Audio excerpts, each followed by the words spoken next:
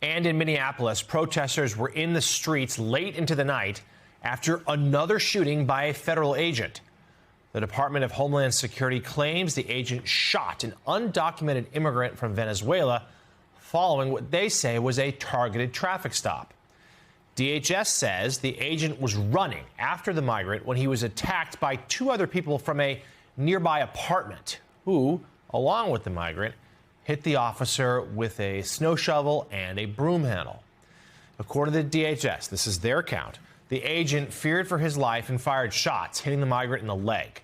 The agent and the migrant were taken to a local hospital. And just moments ago, President Trump weighed in, threatening to invoke the Insurrection Act unless, as he put it, the corrupt politicians in Minnesota don't obey the law and stop the professional agitators and insurrectionists from attacking the patriots of ICE. And Mika, this was certainly a marked escalation.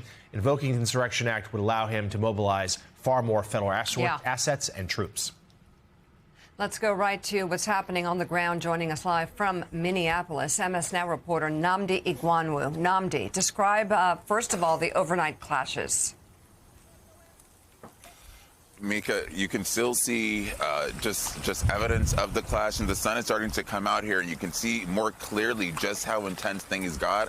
All of these white marks, just some pepper balls, remnants of the pepper balls that were used by federal agents as they tried to keep the crowd yesterday in control. I can tell you, being here now, several hours later, you can almost still taste the tear gas in the air. There have been several times that we have had to kind of take a break and go to a different area because there was just so much used that it is still pungent in this air. But the clashes yesterday, a result of tensions that have been simmering all week since we've been here, that boiled over after another shooting, ICE-linked shooting of an immigrant they were trying to apprehend. Overnight for hours, we saw federal law enforcement work to control dozens of very, very angry, very upset protesters who responded in kind with throwing things like fireworks and other objects at the federal agents, who then responded with the use of pepper spray, pepper bullets, a ton of tear gas, and what are called bullet balls that essentially, when you throw them, they create a flash, an explosion, and send rubber pellets everywhere.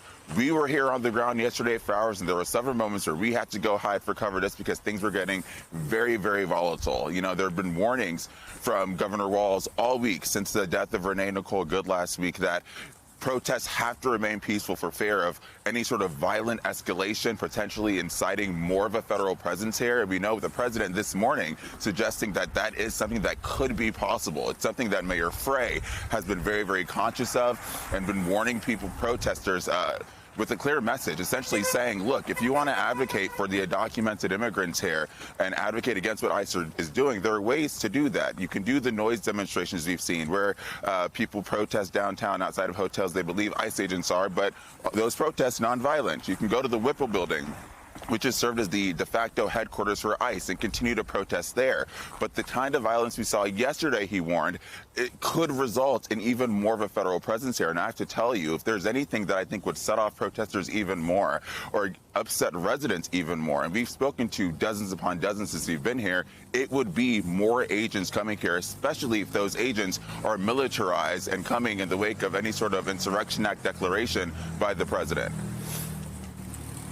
MS Now reporter Nnamdi Igbanwo live from Minneapolis. Thank you very much. And with us, we have former U.S. Senator and MS Now political analyst Claire McCaskill, politics bureau chief and senior political columnist at Politico, Jonathan Martin. Good to have you both. Claire, I want to start with you, especially with your experience as senator, bringing it to the table here. The president threatening again to use the Insurrection Act potentially.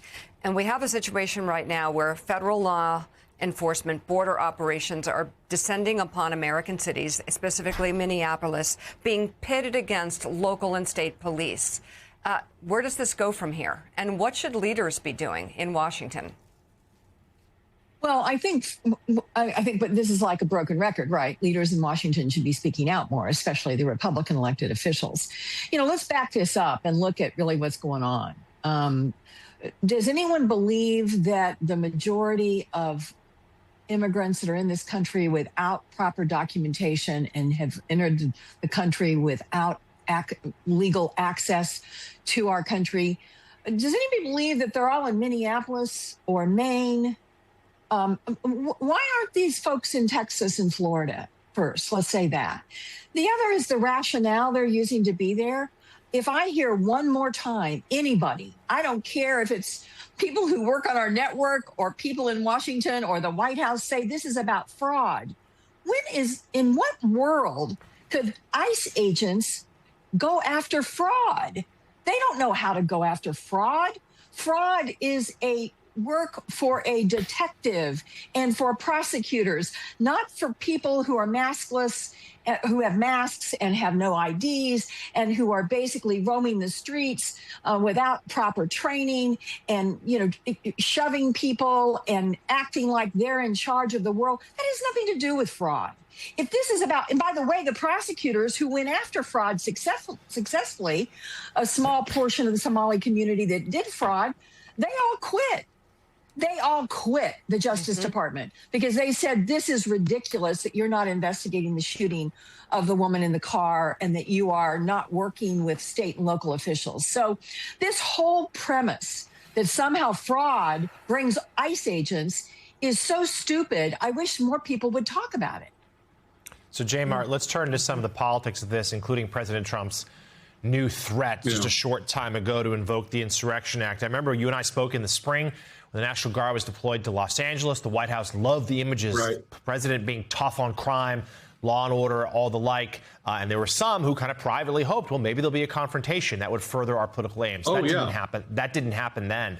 But now, if the Insurrection Act, and just to remind viewers, this would, if the president were to do it, and it would allow him to deploy U.S. military forces, including the Federalized National Guard and active duty military troops to Minneapolis. I mean, there'd be lawsuits immediately, but that would be the idea here, that he could do that.